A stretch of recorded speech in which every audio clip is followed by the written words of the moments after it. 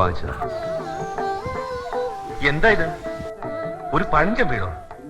എവിടെയാ ഇത്? നാട്ടിൽ ഭാരതപ്പുഴയുടെ തീരത്തുള്ള ഒരു കോവിലകം. എത്രയാണ് ഇതിന്റെ വില എന്ന് എനിക്കറിയില്ല. 250 കോടിയുടെ ആസ്തിയുണ്ട് നിന്റെ സുഹൃത്ത് നന്ദകുമാറിന്. അതിൽ കൂടുതൽ വരുമെങ്കിൽ മാത്രം എനിക്ക് കുറച്ച് സമയം തരണം. 250 കോടിക്ക് കേരള സംസ്ഥാനം മുഴുവൻ കിട്ടും. എനിക്കിത് മാത്രം മതി. James sir. Yes sir. താൻ കേട്ടല്ലോ.